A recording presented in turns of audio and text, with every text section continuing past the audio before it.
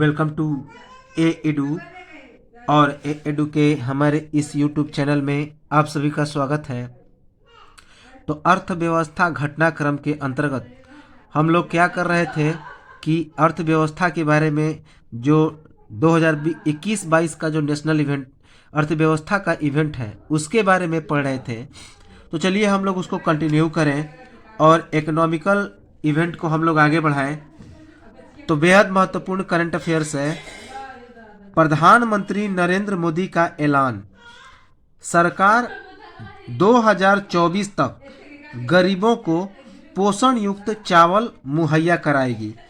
तो प्रधानमंत्री नरेंद्र मोदी ने क्या ऐलान किया कि जो भाजपा सरकार है, मोदी सरकार है, वह वर्ष 2024 तक गरीबों को पोषण युक्त चावल मुहैया कराएगी।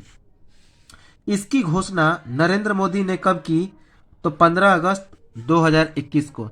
इसकी घोषणा नरेंद्र मोदी ने 15 अगस्त को लाल किले पर भाषण देने के दौरान किया। अगला इंपॉर्टेंट करंट अफेयर्स है टेलीकॉम रिफॉर्म। तो टेलीकॉम रिफॉर्म, केंद्र सरकार ने टेलीकॉम सेक्टर में 100% एफडीआई को दी मंजूरी। तो केंद्र सरकार ने टेलीकॉम सेक्टर में 100% एफडीआई को मंजूरी दी। याद रखेंगे, एफडीआई फॉरेन डायरेक्ट इन्वेस्टमेंट, प्रत्यक्ष विदेशी निवेश। इसकी घोषणा किसने की? तो टेलीकॉम मंत्री अश्विनी वैष्णव ने। तो इसकी घोषणा टेलीकॉम मंत्री अश्विनी वैष्णव ने की। कितने रिफॉर्म को मंजूरी मिली? तो 9 स्ट्रक्चरल रिफॉर्म और 5 प्रोसेस रिफॉर्म को मंजूरी मिली। तो इसके दरमियान 9 स्ट्रक्चरल रिफॉर्म और 5 प्रोसेस रिफॉर्म को मंजूरी मिली। टेलीकॉम कंपनियों को एडजस्टेड ग्रॉस रेवेन्यू अर्थात एजीआर पेमेंट पर भी 4 साल की राहत मिलेगी। तो मोदी ने क्या कहा कि टेलीकॉम कंपनियों को एडजस्टेड ग्रॉस रेवेन्यू अर्थात एजीआर पेमेंट पर भी 4 साल की राहत मिलेगी। याद रखेंगे, इंपॉर्टेंट है। अगला इंपॉर्टेंट करंट अफेयर्स है वेरी समृद्ध स्कीम। तो सूचना और प्रौद्योगिकी मंत्रालय के द्वारा एक समृद्ध स्कीम जारी हुआ। समृद्ध स्कीम किसके द्वारा जारी किया गया?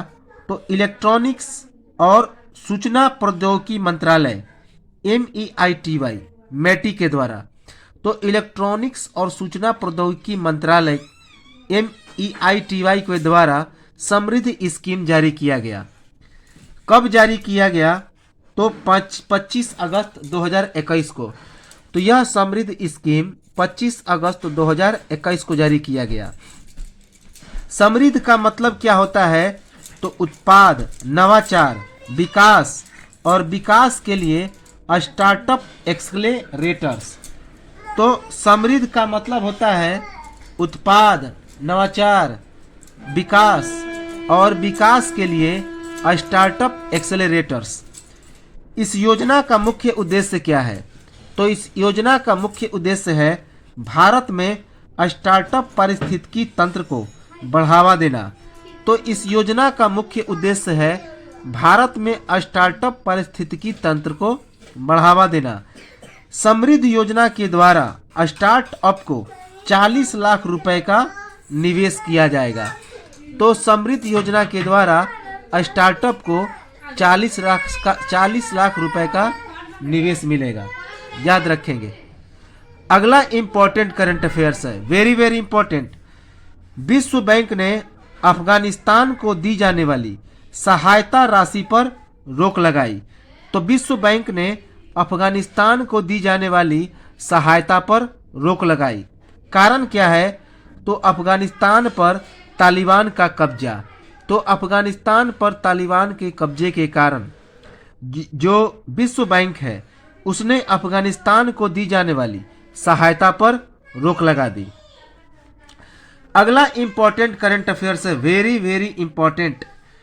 भारत और एशियाई विकास बैंक अर्थात ADB एशियन डेवलपमेंट बैंक ने बेंगलुरु में मेट्रो रेल नेटवर्क के विस्तार के लिए $500 मिलियन के ऋण पर किए हस्ताक्षर। तो भारत और एशियाई बैंक ने बेंगलुरु में मेट्रो रेल नेटवर्क के विस्तार के लिए $500 मिलियन के ऋण पर हस्ताक्षर किए। हस्ताक्षर कब किए? तो 23 अगस्त 2021 को। यह हस्ताक्षर 23 अगस्त 2021 को हुआ। किनके बीच हस्ताक्षर हुआ? तो वित्त मंत्रालय में आर्थिक मामलों के विभाग के अतिरिक्त सचिव रजत कुमार मिश्रा और एशियन डेवलपमेंट बैंक के इंडिया रेजिडेंट मिशन के country director Shri Takeo Konishi के बीच।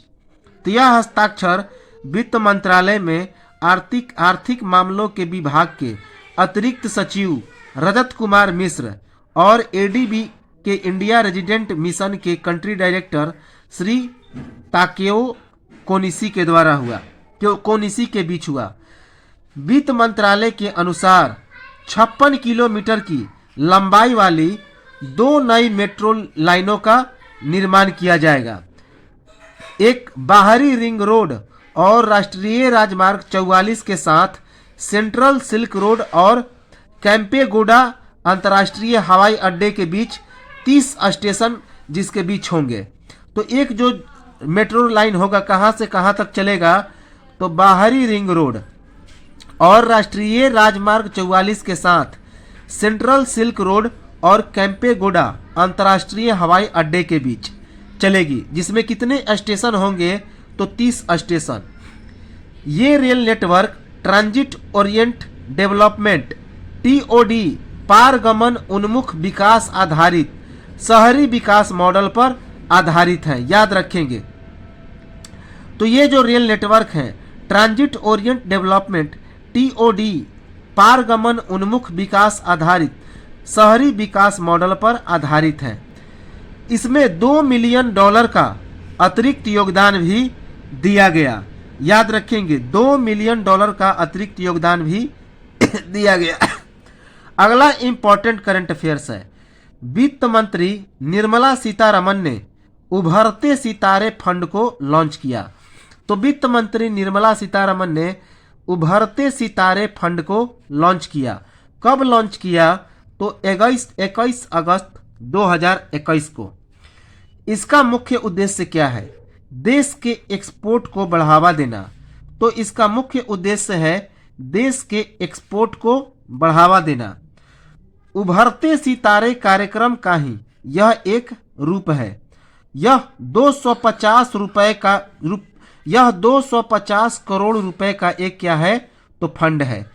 उभरते सितारे फंड कितने रुपए का फंड है? तो 250 करोड़ रुपए का।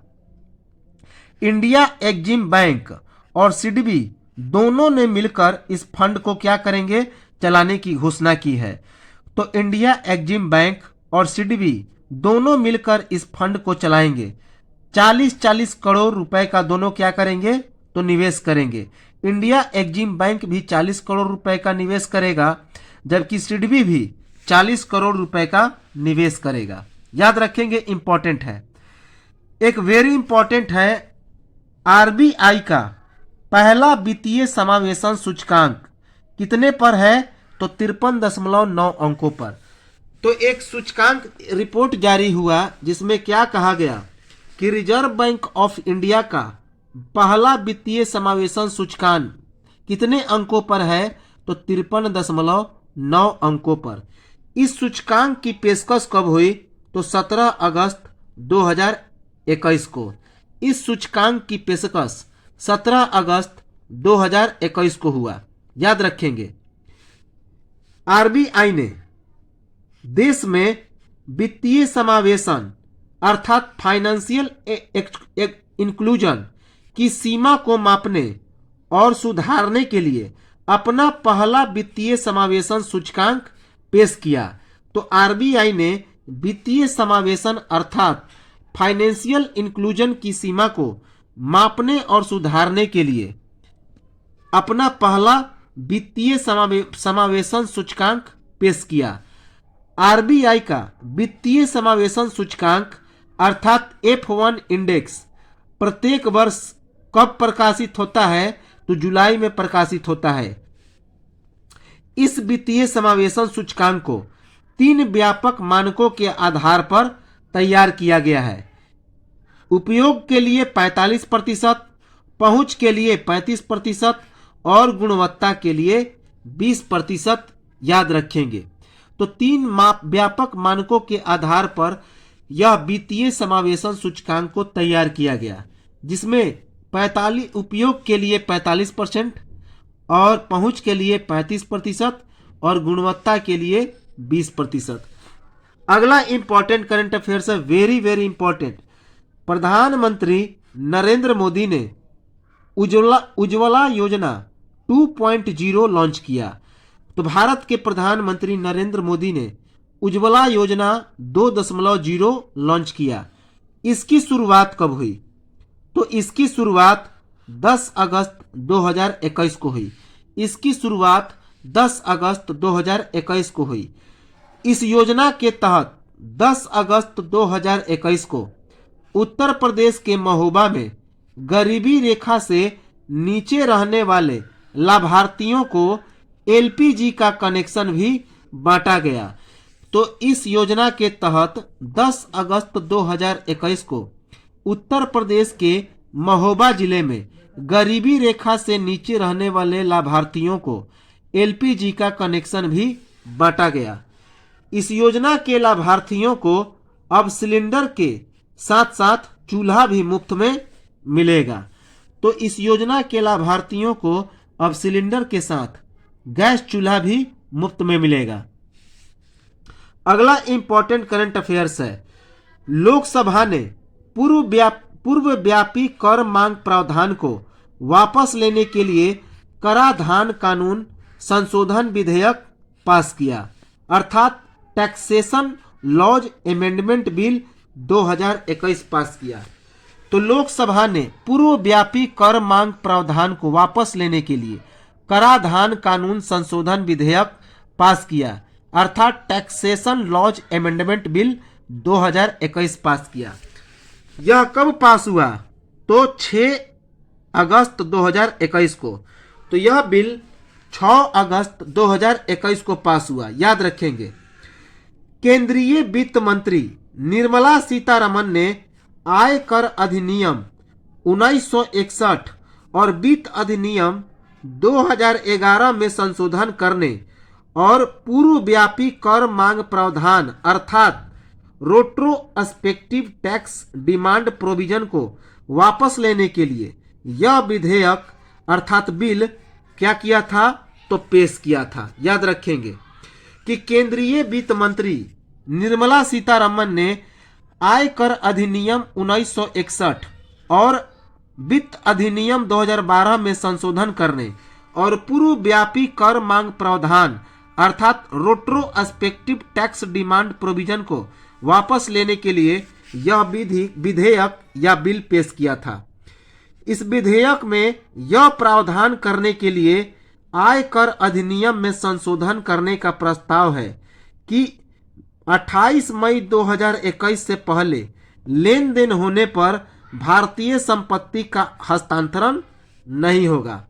तो इस विधेयक में यह प्रावधान करने के लिए आयकर अधिनियम में संशोधन करने का प्रस्ताव है कि 28 मई 2021 से पहले लेन देन होने पर भारतीय संपत्ति की हस्तांतरण नहीं होगी। याद रखेंगे, इंपॉर्टेंट है। अगला इंपॉर्टेंट करंट अफेयर्स है, रिजर्व बैंक ऑफ इंडिया ने बैंकों से जुड़े नियम में किया बदलाव। तो आरबीआई ने बैंकों से जुड़े नियम में क्या किया? तो बदलाव किया। यह बदलाव कब किया? तो 1 अगस्त 2021 को। तो आरबीआई ने बैंकों से जुड़े नियम में 1 अगस्त 2021 को बदलाव किया। क्या क्या बदलाव किया? तो bulk payment system national automated clearing house अर्थात NACH सैलरी अब रविवार और छुट्टी के दिन भी मिलेंगी, अर्थात bulk payment system national automated clearing house अर्थात NACH अर्थात ये जो सैलरी है अब रविवार और छुट्टी के दिन भी मिलेंगी। वित्तीय लेन देन के लिए प्रति लेन देन इंटरचेंज शुल्क 15 रुपए से बढ़ाकर कितना कर दिया गया, तो 17 रुपए। तो वित्तीय लेन देन के लिए प्रति लेन देन इंटरचेंज शुल्क 15 रुपए से बढ़ाकर 17 रुपए कर दिया गया। गैर वित्तीय लेन देन के लिए इंटरचेंज शुल्क 5 रुपए से बढ़कर 6 रुपये हो गया। 1 जनवरी 2022 से मुफ्त मासिक लेन देन की सीमा अधिक होने पर ग्राहकों को 20 रुपए की जगह 21 रुपए देना होगा। तो 1 जनवरी 2022 से मुफ्त मासिक लेन देन की सीमा अधिक होने पर ग्राहकों को 20 रुपए की जगह अब 21 रुपए देना होगा। भारत की अगला इंपॉर्टेंट करंट अफेयर्स है, अगला इंपॉर्टेंट करंट अफेयर्स है, वेरी वेरी इंपॉर्टेंट। भारत की संसद में फैक्टरिंग रेगुलेशन संशोधन बिल 2021 हुआ पास। तो भारत की संसद में फैक्टरिंग रेगुलेशन संशोधन बिल 2021 पास हुआ। राज्यसभा से कब पारित हुआ, तो 29 जुलाई 2021 को। तो यह बिल 29 जुलाई 2021 को राज्यसभा से पारित हुआ। जबकि लोकसभा से कब पारित हुआ, तो 26 जुलाई 2021 को। यह बिल लोकसभा से 26 जुलाई 2021 को पारित हुआ, जबकि राज्यसभा से 29 जुलाई 2021 को पारित हुआ। इससे क्या क्या फायदा मिलेगा, तो फैक्टरिंग व्यवसाय में संलग्न होने वाली संस्थाओं के दायरे को बढ़ाकर वर्तमान फैक्टरिंग विनियमन अधिनियम 2011 को क्या किया गया, तो उदार बनाया गया।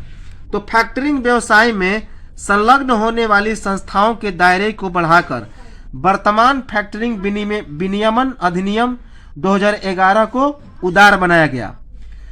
इसमें धारा 31A के तहत यह पास हुआ। तो यह जो बिल हुआ धारा 31A के तहत पास हुआ। प्राप्य असाइनमेंट और फैक्टरिंग बिजनेस की परिभाषा की भी शुरुआत हुई। तो इसके कारण प्राप्य असाइनमेंट और फैक्टरिंग बिजनेस की परिभाषा की भी शुरुआत हुई। व्यापार प्राप्य छूट प्रणाली को भी खंड 2 में सम्मिलित करने का इसमें प्रयास किया गया। तो व्यापार प्राप्य छूट प्रणाली को भी खंड 2 में सम्मिलित करने का प्रयास किया गया। इसके कारण MSME अर्थात सूक्ष्म और जो लघु इंजीनियरिंग क्षेत्र है, तो उसके कर्मचारियों को प्राप्य होने में देरी से क्या मिला, तो निजात मिला। याद रखेंगे कि MSME कर्मचारियों को प्राप्य होने में देरी से निजात मिला। अगला इंपॉर्टेंट करंट अफेयर्स है, केंद्र सरकार का बड़ा फैसला, मेडिकल कोर्स में OBC छात्रों को 27% और EWS छात्रों को 10% आरक्षण दिया गया। कब फैसला किया गया, तो 29 जुलाई 2021 को। यह फैसला 29 जुलाई 2021 को किया गया। इसकी घोषणा किसने की, तो केंद्रीय स्वास्थ्य मंत्री मनसुख मंडाविया ने। इसकी घोषणा केंद्रीय स्वास्थ्य मंत्री मनसुख मंडाविया ने किया कि मेडिकल कोर्स में OBC छात्रों को 27%, जबकि EWS अर्थात जो एक्सट्रीमली वीक सेक्शन है उनके लिए 10% आरक्षण का प्रावधान किया गया। अगला इंपॉर्टेंट करंट अफेयर्स है, वेरी वेरी। IMF ने वित्त वर्ष 2021-22 के लिए भारत का विकास दर घटाया। तो जो इंटरनेशनल मॉनेटरी फंड है अर्थात अंतर्राष्ट्रीय मुद्रा कोष है, उसने वित्त वर्ष 2021-22 के लिए भारत का विकास दर घटा दिया। विकास दर कितना हो गया, तो 9.5%। तो IMF ने भारत का विकास दर कितना बताया वर्ष 2021-22 के लिए, तो 9.5%। इससे पहले अप्रैल 2021-22 में यह जो IMF है उसने भारत का विकास दर कितना बताया था, तो 12.5% बताया था। वर्ष 2022-23 के लिए जो IMF है उसने जीडीपी का अनुमान 8.5% लगाया। पहले कितना लगाया था? तो 6.9%। तो IMF ने वर्ष 2022-23 के लिए जीडीपी का अनुमान 8.5% बताया। पहले कितना बताया था? तो 6.9%। अगला इंपॉर्टेंट करंट अफेयर्स है, भारत सरकार ने राज्यों, केंद्र शासित प्रदेशों को जीएसटी मुआवजे के तौर पर कितने रुपए जारी किए? तो 75,000 करोड़ रुपए जारी किए। तो भारत सरकार ने राज्यों और केंद्र शासित प्रदेशों को जीएसटी मुआवजे के तौर पर 75,000 करोड़ रुपए जारी किए। कब जारी किए? तो 15 जुलाई 2021 को।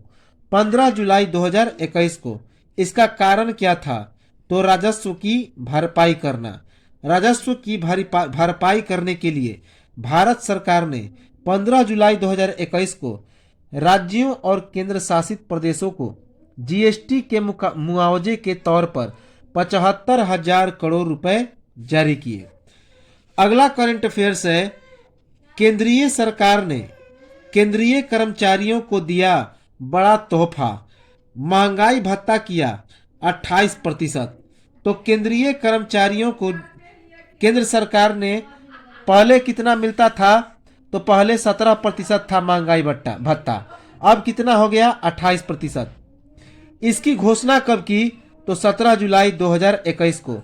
इसकी घोषणा 17 जुलाई 2021 को की।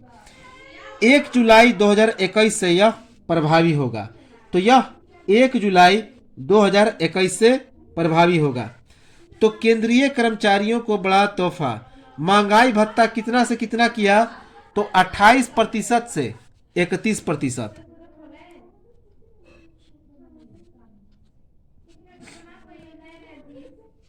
अगला इंपॉर्टेंट करंट अफेयर्स है, केंद्र सरकार ने कोविड-19 से मुकाबले हेतु 23,123 करोड़ रुपए के पैकेज को दी मंजूरी।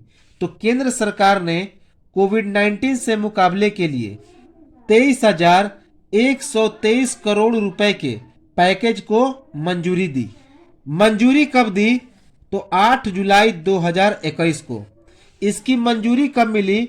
तो 8 जुलाई 2021 को। मंजूरी किसने दी?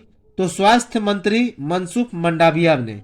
तो इसकी मंजूरी भारत के स्वास्थ्य मंत्री मनसुख मंडाविया ने दी। इस पैकेज को अगले 9 महीने में मार्च 2022 तक लागू किया जाएगा। तो इस पैकेज को अगले 9 महीने में मार्च 2022 तक लागू किया जाएगा। इस पैकेज का उद्देश्य क्या है? तो 736 बाल चिकित्सा देखभाल इकाइयों का निर्माण करना। इस पैकेज का मुख्य उद्देश्य है 736 बाल चिकित्सा देखभाल इकाइयों का निर्माण करना, 2.44 लाख बेड को बढ़ाना, 2.44 लाख बेड बढ़ाना, 20,000 अतिरिक्त आईसीयू का निर्माण करना। तो इस 23,123 करोड़ रुपए का जो मुख्य उद्देश्य है वह 736 बाल चिकित्सा देखभाल इकाइयों का निर्माण करना, 2.44 लाख बेड को बढ़ाना और 20,000 अतिरिक्त आईसीयू का निर्माण करना। अगला इंपॉर्टेंट करंट अफेयर्स है, क्रिप्टो करेंसी बिल या डिजिटल मुद्रा विधेयक 2021 हुआ पास। तो क्रिप्टो करेंसी बिल या फिर डिजिटल मुद्रा विधेयक 2021 पास हो गया। इसका मुख्य उद्देश्य क्या है? तो निजी क्रिप्टो करेंसी पर प्रतिबंध और एक आधिकारिक डिजिटल मुद्रा का निर्माण करना। इसका मुख्य उद्देश्य है निजी क्रिप्टो करेंसी पर प्रतिबंध लगाना और एक आधिकारिक डिजिटल मुद्रा का निर्माण कराना। इसकी शुरुआत कब से की गई? तो इसकी शुरुआत 19 जुलाई 2021 से की गई। अगला इंपॉर्टेंट करंट अफेयर्स है, काफी इंपॉर्टेंट है, मलेशिया इंडोनेशिया को पछाड़कर भारत का सबसे बड़ा क्रूड पाम ऑयल निर्यातक देश बना। तो मलेशिया इंडोनेशिया को पछाड़ करके भारत का सबसे बड़ा क्रूड ऑयल निर्यातक देश बना। क्रूड पाम ऑयल निर्यातक देश बना। किसका? तो भारत का। कब बना? तो 22 जून 2021 को। 22 जून 2021 को। किस आंकड़ों के अनुसार? इस आंकड़ों की प्रस्तुति किसने की? तो solvent extractors association of India अर्थात SEA के आंकड़ों के अनुसार। तो किस आंकड़ों के अनुसार यह बात कहा गया? तो solvent extractor association of India SEA के आंकड़ों के अनुसार वर्ष 2020-21 के पहले 7 महीनों में भारत में मलेशिया का पाम ऑयल निर्यात 2.38% से बढ़कर 2.42 मिलियन टन हो गया। इस अवधि में भारत में इंडोनेशिया का पाम ऑयल जो शिपमेंट है वह 32% गिरकर 20 लाख टन रह गया। तो वर्ष 2020-21 के पहले 7 महीनों में भारत में मलेशिया का पाम ऑयल निर्यात 238% से बढ़कर 2.42 मिलियन टन हो गया। इस अवधि में भारत में इंडोनेशिया का पाम ऑयल शिपमेंट 32% गिरकर 20 लाख टन रह गया। याद रखेंगे, इंपॉर्टेंट है। अगला करंट अफेयर्स है, ओपन नेटवर्क डिजिटल प्रोजेक्ट से मिलेंगे। ओपन नेटवर्क डिजिटल प्रोजेक्ट से मिलेंगे ऑनलाइन रिटेलर्स को फायदे। तो ओपन नेटवर्क डिजिटल प्रोजेक्ट से मिलेंगे ऑनलाइन रिटेलर्स को फायदे। यह प्रोजेक्ट कब से लागू हुआ? तो 5 जुलाई 2021 से। यह जो प्रोजेक्ट था वह 5 जुलाई 2021 से लागू हुआ। किसके द्वारा लागू किया गया? तो उद्योग और आंतरिक व्यापार संवर्धन विभाग DPITI। तो यह उद्योग और आंतरिक व्यापार संवर्धन विभाग DPITT के द्वारा लागू किया गया। इसका मुख्य उद्देश्य क्या है? तो ओपन नेटवर्क को बढ़ाना। इसका मुख्य उद्देश्य है ओपन नेटवर्क को बढ़ाना। अगला इंपॉर्टेंट करंट अफेयर्स है, केंद्रीय वित्त मंत्री, बहुत इंपॉर्टेंट है। केंद्रीय वित्त मंत्री निर्मला सीतारमण ने 8 आर्थिक राहत उपायों की घोषणा की। तो केंद्रीय वित्त मंत्री निर्मला सीतारमण ने 8 आर्थिक राहत उपायों की घोषणा की। घोषणा कब की? तो 28 जून 2021 को। यह घोषणा 28 जून 2021 को की। कितने रुपए के प्रोत्साहन पैकेज की घोषणा की? तो 6.29 लाख करोड़ रुपए। तो 6.29 लाख करोड़ रुपए के प्रोत्साहन पैकेज की घोषणा की। 8 आर्थिक राहत उपाय कौन कौन से थी? तो निर्मला सीतारमण के द्वारा घोषणा किया गया 8 आर्थिक राहत उपाय कौन कौन से हैं? तो कोविड से प्रभावित सेक्टरों के लिए 1.1 लाख करोड़ रुपए की गारंटी योजना और स्वास्थ्य सेक्टर के लिए 50,000 करोड़ रुपए देना। तो कोविड से प्रभावित सेक्टरों के लिए 1.11 लाख करोड़ रुपए की गारंटी योजना को देना और स्वास्थ्य सेक्टर के लिए 50,000 करोड़ रुपए देने की घोषणा की।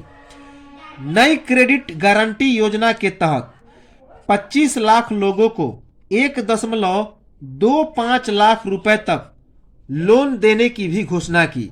याद रखेंगे कि नई क्रेडिट गारंटी योजना के तहत 25 लाख लोगों को 1.25 लाख रुपए तक लोन देने की भी घोषणा की, जिसमें ब्याज दर 3 साल की ऋण अवधि के साथ RBI द्वारा निर्धारित दर से 2% कम होगा। तो इसमें जो ब्याज दर होगा 3 साल की ऋण अवधि के साथ RBI के द्वारा निर्धारित दर से 2% कम होगा। और क्या घोषणा किया कि ट्रैवल एजेंसियों को 10 लाख रुपए तक का कर्ज मिलेगा, जबकि पर्यटक गाइड को 1 लाख रुपए तक का कर्ज मिलेगा। तो ट्रैवल एजेंसियों को 10 लाख रुपए तक का लोन मिलेगा जबकि पर्यटक गाइड को 1 लाख रुपए तक का लोन मिलेगा या कर्ज मिलेगा। अगला घोषणा किया कि 85,413 करोड़ रुपए के बजट के आवंटन के ऊपर 14,775 करोड़ रुपए की अतिरिक्त उर्वरक सब्सिडी भी प्राप्त होगी। तो 85,413 करोड़ रुपए के बजट के आवंटन के ऊपर 14,775 करोड़ रुपए की अतिरिक्त उर्वरक सब्सिडी की प्राप्ति होगी। अगला घोषणा किया कि भारत आने वाले 5 लाख पर्यटकों को वीजा फीस 31 मार्च 2022 तक नहीं देना होगा। तो भारत आने वाले 5 लाख पर्यटकों को जो वीजा फीस है वह 31 मार्च 2022 तक नहीं देना होगा, जिसमें एक पर्यटक केवल एक बार योजना का लाभ उठा सकता है और इसके अंतर्गत एक पर्यटक केवल एक ही बार योजना का लाभ उठा सकता है। अगला घोषणा किया कि बाल चिकित्सा बिस्तरों के लिए 23,220 करोड़ रुपए जारी किए। तो निर्मला सीतारमन ने बाल चिकित्सा बिस्तरों के लिए 23,220 करोड़ रुपए भी जारी किए। आत्मनिर्भर भारत रोजगार योजना का विस्तार 31 मार्च 2022 तक किया गया। तो आत्मनिर्भर भारत रोजगार योजना का विस्तार 31 मार्च 2022 तक किया गया, जिसके तहत 1,000 कर्मचारियों की स्ट्रेंथ वाली कंपनियों में पीएफ का नियोक्ता और एम्प्लॉय दोनों का हिस्सा कौन करेगा? तो केंद्र सरकार भरेगी। तो आत्मनिर्भर भारत रोजगार योजना का विस्तार 31 मार्च 2022 तक किया गया, जिसके तहत 1,000 कर्मचारियों की स्ट्रेंथ वाली कंपनियों में पीएफ का नियोक्ता और एम्प्लॉय दोनों का हिस्सा केंद्र सरकार भरेगी। याद रखेंगे, इंपॉर्टेंट है। अगला इंपॉर्टेंट करंट अफेयर्स है, वेरी वेरी इंपॉर्टेंट। आईटी विभाग ने किया, आईटी अर्थात इनकम टैक्स, आयकर विभाग। तो आईटी विभाग ने किया अपना नया ई फाइलिंग पोर्टल लॉन्च। तो इनकम टैक्स विभाग ने अपना नया ई फाइलिंग पोर्टल को लॉन्च किया।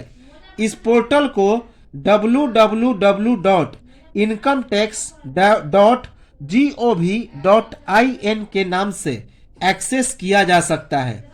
तो इस पोर्टल को www.incometax.gov.in के नाम से एक्सेस किया जा सकता है।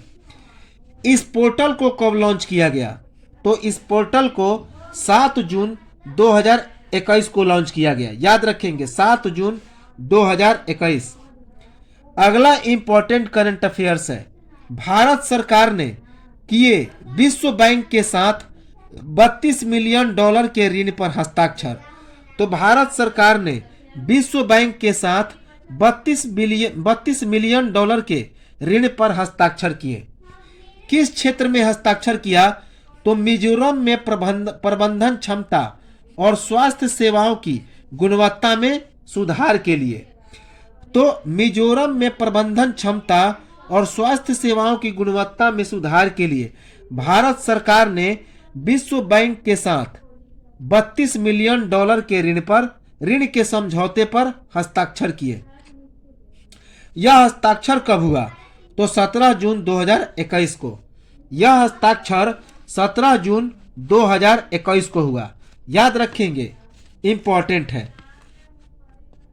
अगला इंपॉर्टेंट करंट अफेयर्स है, स्टैंडर्ड एंड पुअर अर्थात S&P, स्टैंडर्ड एंड पुअर ने वर्ष 2021-22 के लिए भारत के वृद्धि अनुमानों को घटाकर 9.5% किया। तो स्टैंडर्ड एंड पुअर ने वर्ष 2021-22 के लिए भारत के वृद्धि अनुमानों को घटाकर कितना किया? तो 9.5%। S&P अर्थात स्टैंडर्ड एंड पुअर, जो कि एक क्रेडिट रेटिंग एजेंसी है। कब जारी किया? तो 24 जून 2021 को। तो यह अनुमान 24 जून 2021 को जारी किया। स्टैंडर्ड और पुअर का पहले अनुमान था कि वर्ष 2021-22 के लिए जो भारत का वृद्धि अनुमान होगा वह कितना होगा, तो 11%। लेकिन बाद में अब क्या बता दिया S&P ने कि वर्ष 2021-22 के लिए भारत का जो वृद्धि अनुमान होगा वह कितना होगा, तो घट के 9.5%। वर्ष 2020-21 में भारतीय अर्थव्यवस्था में 7.3% की कमी का अनुमान लगाया। तो S&P ने वर्ष 2020-21 में भारतीय अर्थव्यवस्था में 7.3% की कमी का अनुमान लगाया। 31 मार्च 2023 को खत्म होने वाले वित्त वर्ष में भारत की वृद्धि दर का अनुमान 7.8% लगाया। तो स्टैंडर्ड एंड पुअर ने 31 मार्च 2023 को खत्म होने वाले वित्त वर्ष में भारत की वृद्धि दर का अनुमान कितना लगाया, तो 7.8%। क्रेडिट रेटिंग एजेंसी मूडीज ने 23 जून 2021 को वर्ष 2021-22 के लिए अर्थव्यवस्था वृद्धि का अनुमान 9.6% लगाया, जो पहले 13.9 का अनुमान लगाया था। तो क्रेडिट रेटिंग एजेंसी मूडीज ने भी 23 जून 2021 को वर्ष 2020-21 के लिए अर्थव्यवस्था वृद्धि दर का अनुमान लगाया, जो कितना बताया, तो 9.6%। और इसी मूडीज ने इसके पहले कितना बताया था वर्ष 2020-21 के लिए, तो 13.9%। याद रखेंगे, इंपॉर्टेंट है। अगला इंपॉर्टेंट करंट अफेयर्स है, वेरी वेरी इंपॉर्टेंट। वर्ष 2020 में भारत को मिला 64 अरब अमेरिकी डॉलर का FDI। भारत बना दुनिया का 5वां सबसे बड़ा प्राप्तकर्ता देश। तो वर्ष 2020 में भारत को 64 अरब अमेरिकी डॉलर का प्रत्यक्ष विदेशी निवेश प्राप्त हुआ, FDI प्राप्त हुआ। और इसी दरमियान भारत दुनिया का 5वां सबसे बड़ा यह FDI प्राप्त करने वाला देश बन गया। यह कब मिला, तो 21 जून 2021 को। तो 64 अरब अमेरिकी डॉलर का FDI भारत को कब मिला, तो 21 जून 2021 को। इसकी रिपोर्ट कब जारी हुई, तो इसकी रिपोर्ट संयुक्त राष्ट्र व्यापार और विकास सम्मेलन अर्थात UNCTAD, United Nation council of trade and development. तो United Nation council of trade and development अर्थात संयुक्त राष्ट्र व्यापार और विकास सम्मेलन UNCTAD के द्वारा यह रिपोर्ट जारी किया गया। UNCTAD के अनुसार वर्ष 2019 में प्रत्यक्ष विदेशी निवेश अर्थात FDI 1.5 ट्रिलियन अमेरिकी डॉलर से 35% गिरकर 2020 में 1 ट्रिलियन डॉलर हो गया। तो UNCTAD के अनुसार वर्ष 2019 में प्रत्यक्ष विदेशी निवेश 1.5 ट्रिलियन अमेरिकी डॉलर से 35% गिरकर वर्ष 2020 में 1 ट्रिलियन डॉलर हो गया।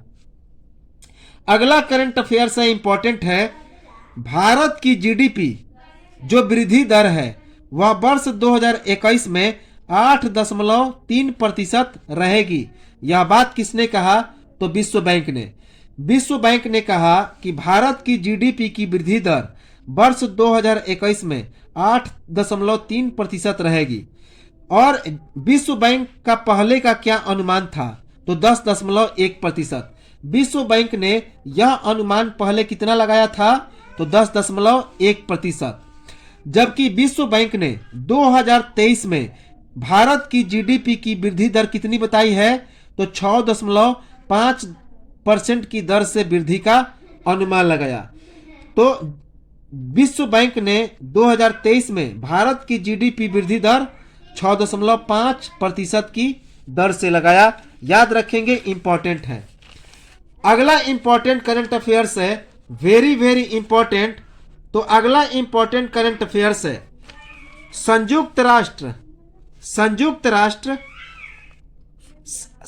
संयुक्त राष्ट्र सामाजिक आर्थिक परिषद का सदस्य बना भारत। तो संयुक्त राष्ट्र सामाजिक आर्थिक परिषद का सदस्य कौन बना? तो भारत बना। कितने अवधि के लिए बना?